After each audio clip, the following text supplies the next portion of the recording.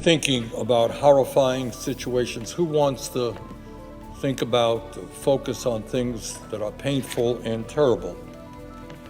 But whether we like it or not, there is today a horrifying catastrophe unfolding in Gaza, where hundreds of thousands of children are facing starvation because of Israel's indiscriminate bombardment and unacceptable restrictions on humanitarian aid getting across the border. And let me remind every American and every member of Congress, this is not some faraway natural disaster that we as Americans have nothing to do with. This is not an earthquake in Japan, it's not a drought in Sudan, it's not flooding in China. The reality is that we as American taxpayers are complicit in this humanitarian disaster, and as Americans, we must end it. First, let me briefly recap where we are today.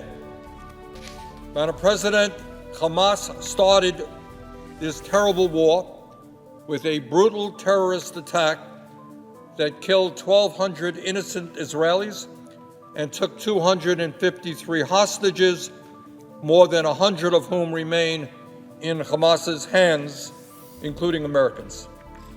And just the other day, the UN reported that there is strong evidence that Hamas also committed horrific sexual assaults against Israeli women of the worst kind imaginable.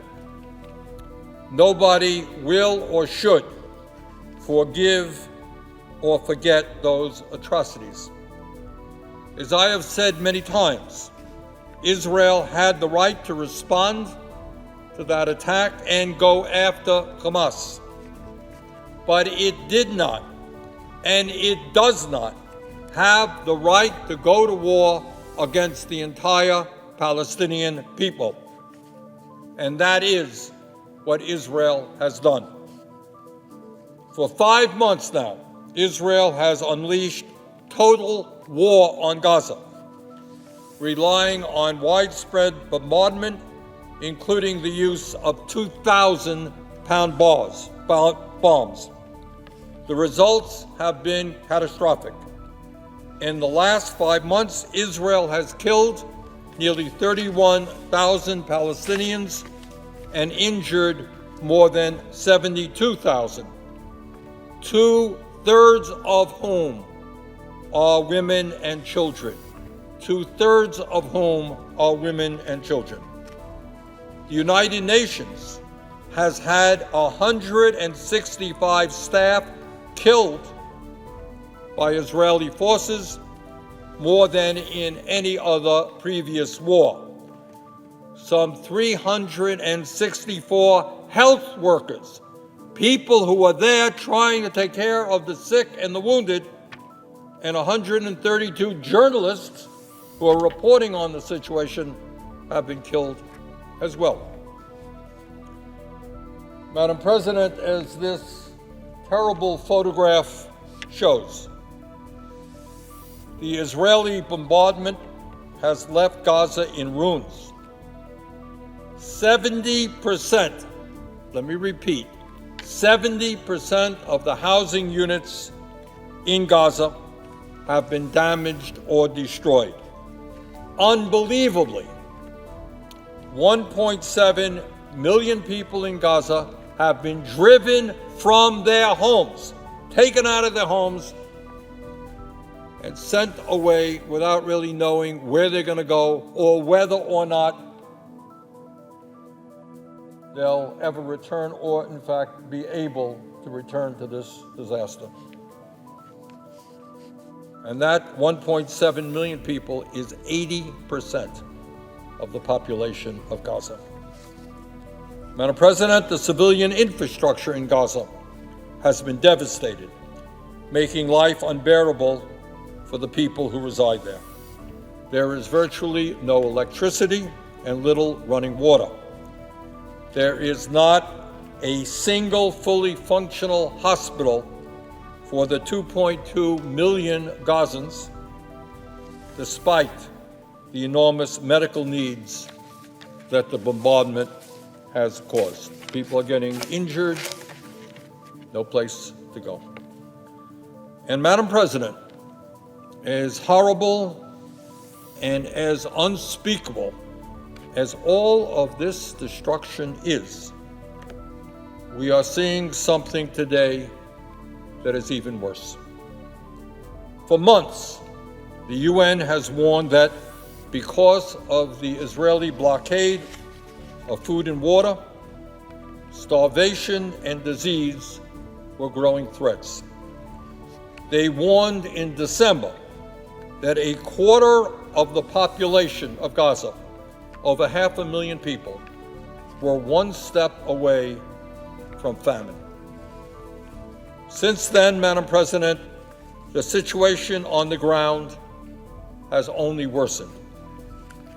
People have been reduced to eating leaves and animal feed.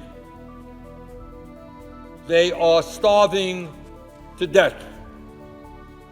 They are starving to death. And in the last week, reports of children dying from malnutrition and dehydration have begun to emerge. At least 15 children have starved to death. Unfortunately, these reports are likely to be the first of many. Despite this nearly unprecedented crisis, despite hundreds of thousands of children facing starvation, humanitarian access has actually deteriorated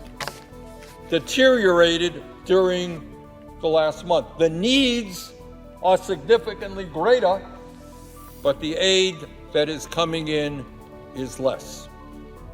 In February, an average of 97 trucks got into Gaza each day, down from about 150 in January, and well short of the 500 trucks per day before the war. The situation is now so desperate and so inhumane that many of the trucks entering Gaza are unable to reach their destination because they are set upon by starving people who are ripping food boxes from the trucks. In other words, people are seeing the trucks coming. They're unable to get to the destinations that they are supposed to because starving people are fighting for food. Madam President, let us be crystal clear about why this is happening. It is happening because Israel is not letting in enough humanitarian aid. And it's actually that simple. They're not letting in the food, the water, the medical supplies, the fuel that desperate people need. Israeli restrictions on aid mean that only a tiny fraction of what is needed is getting into Gaza today. And even when that aid gets in, we are seeing Israeli military activities that result in very little of that aid reaching the most desperate areas. In the north, almost no aid has gotten through, leading to the terrible incident of last week where desperate Palestinians pulling sacks of flour off of the few trucks that got through were met with gunfire from Israeli troops. Earlier in February, Israeli forces fired on a UN food convoy trying to reach the north, despite it having been previously cleared by the Israelis. And just yesterday, the Israeli military turned back a World Food Program convoy carrying 200 tons of food to starving people in North Gaza. Madam President, none of what is going on in Gaza today is a secret. Anyone who wants to know does know.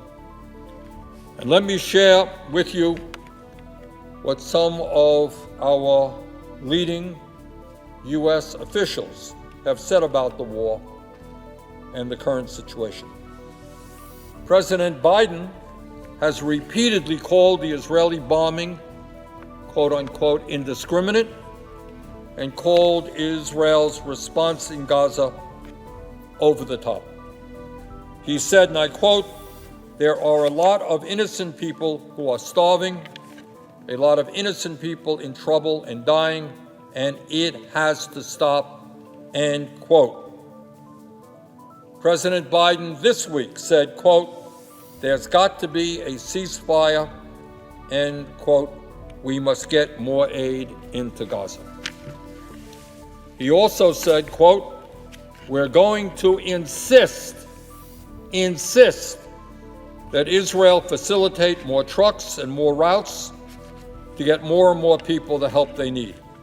No excuses, because the truth is aid flowing to Gaza is nowhere nearly enough now. It's nowhere nearly enough. Innocent lives are on the line and children's lives are on the line," end quote. President Joe Biden. That's not Bernie Sanders. That is President Biden. Vice President Kamala Harris said on Sunday, quote, "We have seen reports of families eating leaves or animal feed, women giving birth to malnourished babies with little or no medical care, and children dying from malnutrition and dehydration," end of quote. The Vice President also said, quote, "The Israeli government must do more to significantly increase the flow of aid. No excuses. They must open up new border crossings. They must not impose any unnecessary restrictions on the delivery of aid. They must ensure humanitarian personnel, sites, and convoys are not targeted," end quote. Vice President Kamala Harris. Secretary of State Tony Blinken and National Security Advisor Jake Sullivan have repeatedly emphasized these points to the Israelis, pushing and urging them to be more targeted, to protect civilian life, and to let food and water into Gaza so that children do not starve. You got the President, you got the Vice President, you got the Secretary of State, you got the National Security Advisor saying over and over again, Israel must change its policies. And in the midst of all of that, how has Israeli Prime Minister Netanyahu responded to those requests and those comments? Here is the American government saying one thing. How has Netanyahu responded? Well, his response has not been complicated. He has ignored them.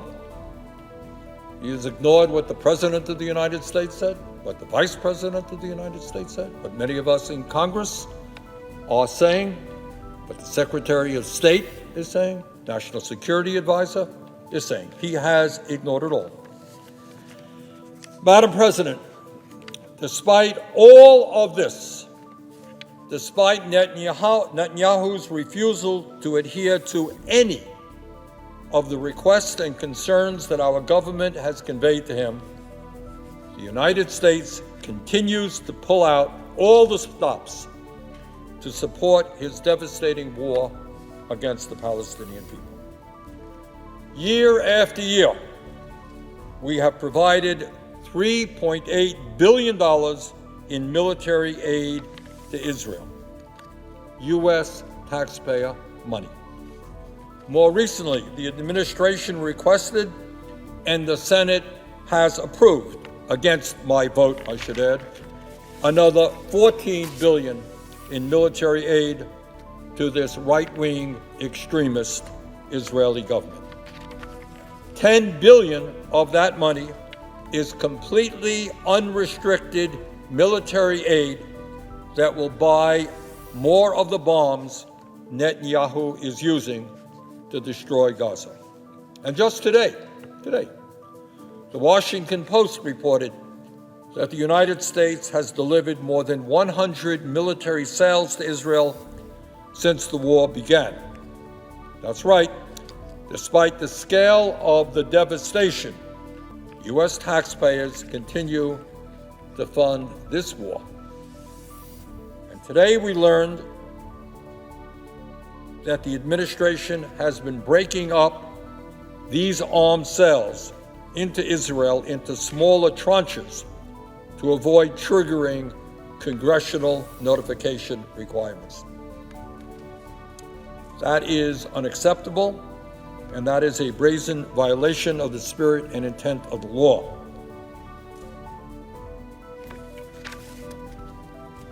Madam President, that is not the only way that the administration is refusing to adhere to U.S. law.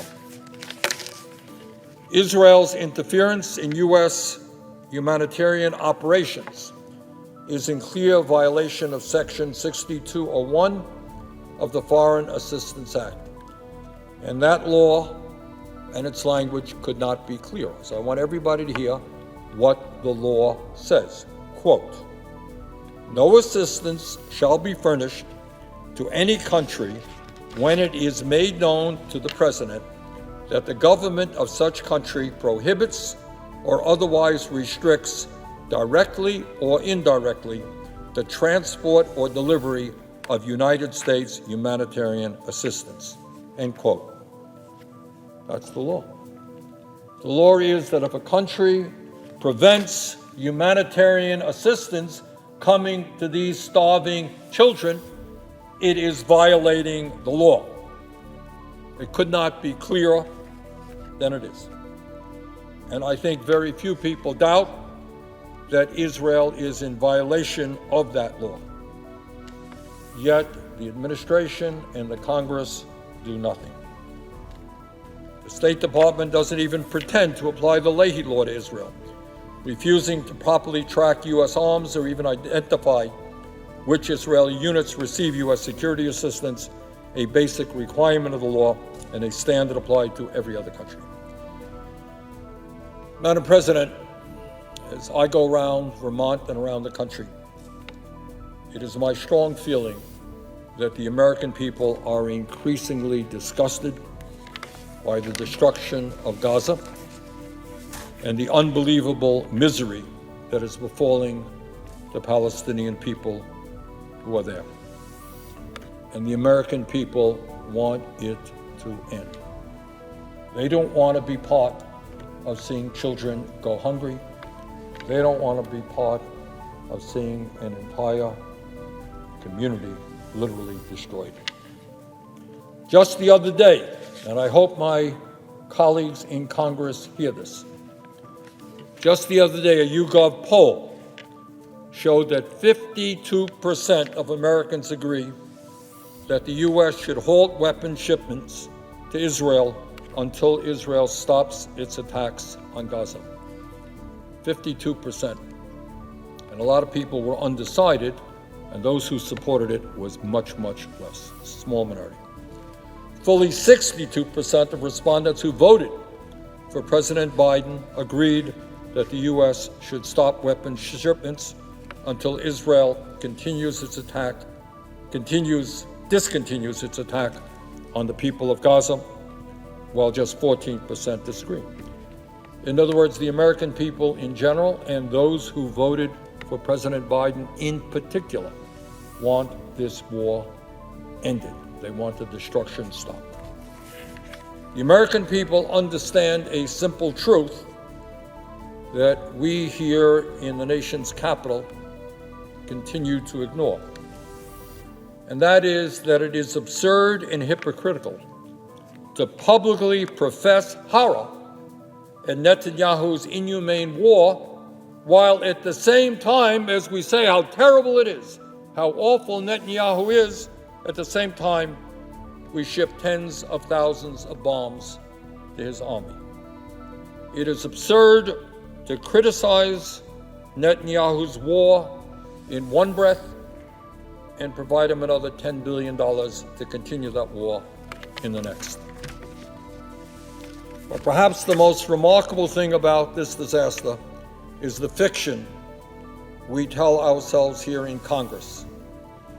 And that is, there is nothing, just nothing that we can do. Isn't this awful? My goodness, look how all of those buildings have been destroyed. 70% of the housing units, terrible. Children going hungry, terrible. Children coming down with disease, terrible, terrible. Nothing we can do, really. Everybody knows what is happening. We see it every day in the news, and we see the pictures, the emaciated children of people bombed while they sleep. And yet Congress pretends as if we are powerless to stop it. Well, Madam President, the fact is, this is not a natural catastrophe. This is a man-made catastrophe. And if we had the political will, and if we had the courage to stand up to some very powerful special interest, yes, we could stop it. We could stop the destruction, and we can make sure that these kids do not starve to death. But doing so will require that the United States government and members of Congress have the courage to stand up to Netanyahu and to use the incredible leverage that we have over the Israeli government to secure a fundamental change in their disastrous policies. Of course, we have the leverage. We are funding the war. And if that's not leverage, I don't know what leverage is. The current reality is, Madam President, frankly embarrassing. I supported the President's decision to airdrop supplies to desperate civilians in North Gaza. Airdrops will buy time and save lives. It is the right thing to do, and I'm glad the President did it. But the truth is, there is no substitute for sustained ground deliveries and many, many hundreds of trucks every single day getting into Gaza. And right now, we have the incredible situation where a U.S. ally is using U.S. weapons and equipment to block the delivery of U.S. humanitarian aid. We are funding them to stop us from doing what we want to do. And if that's not crazy, I don't know what is. Madam President, it is far, far past time for us to stop asking Israel to do the right thing and to start telling Israel what must happen if they want the support of U.S. taxpayers. Israel must open the borders and allow the UN to deliver supplies in sufficient quantities. The U.S. government should make it clear that failure to open up access immediately and feed starving people will result in the Netanyahu government not getting another penny of U.S. taxpayer military aid. Madam President, the United States simply cannot allow hundreds of thousands of children to starve to death. Whether Netanyahu likes it or not, the United States must do what is necessary to get supplies into Gaza. Madam President, we all know that there will be a very long and torturous road to achieve lasting peace in the region and self-determination for both Israelis and Palestinians. The people of Israel have the absolute right to live in peace and security without worrying about terrorist attacks. The Palestinian people have the absolute right to self-determination, to live in peace, and to have a state of their own. And Madam President, I hope very much that there will be new leadership that will emerge on both sides, within Israel and within the Palestinian community, to make that happen and to achieve a meaningful peace process. But one thing is very clear, given the unprecedented humanitarian disaster that is occurring in Gaza right now, the United States must end its complicity. With that, I yield the floor.